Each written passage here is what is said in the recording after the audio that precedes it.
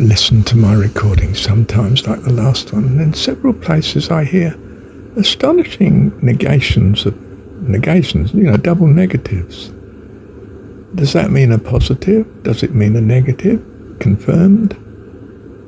It depends which way you take it. I see all sorts of ambiguities, and I think, should I change that? Should I edit it? Should I scrap it?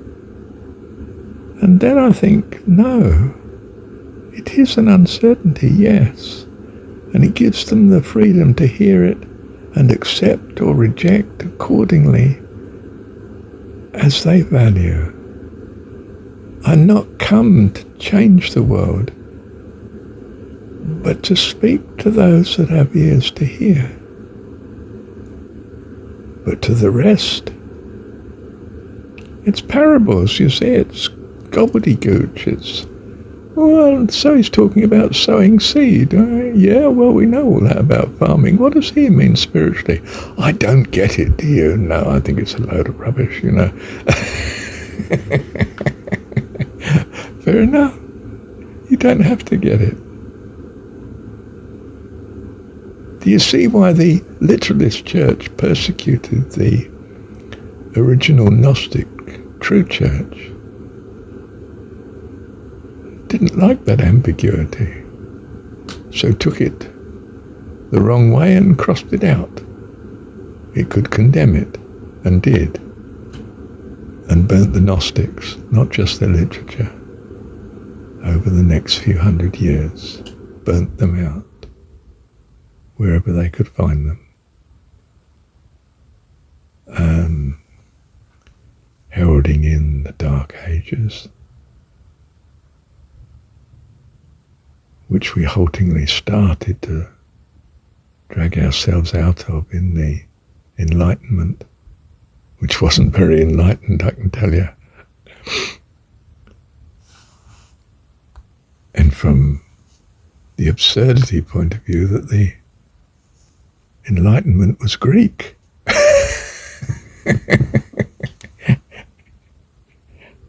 Which the church has revered in its academia.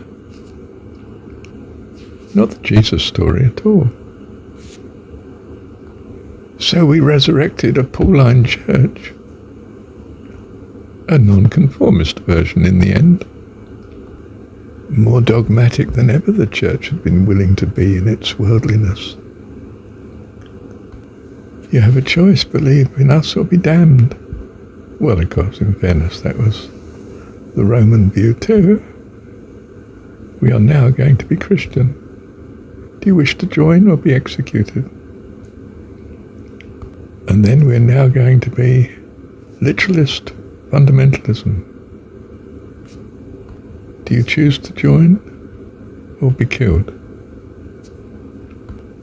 Burnt at the stake. Mocked. You might fancy the British approach, which was tar and feathering. That also killed them, of course. Hot tar is not good. There's lies, damn lies, and religion. The world has learnt that there's lies, damn lies, and statistics. It's not persuaded by the data, but its skepticism, its uncertainty, its realization of such leads it to throw everything out. Baby with the bathwater. Truth. And God himself, if it's possible. It takes a disaster to make the world return to revival. To long for and hope for the possibility of God again. God who cares and a God who rescues. Wave after wave of catastrophe is the account of history. You think we'd learn an easier way, don't you?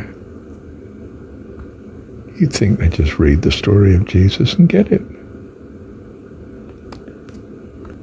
That the scripture alone would do what the church ostensibly seems to hope for.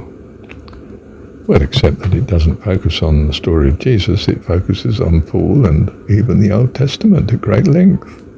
Oh, appalling length. It's called crowding out.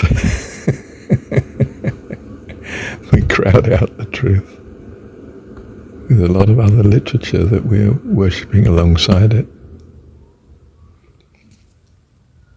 Well, I guess it does leave choice to some extent. And from its own point of view, mistakenly keeps the truth also still in existence. Thank you, Heavenly Dad.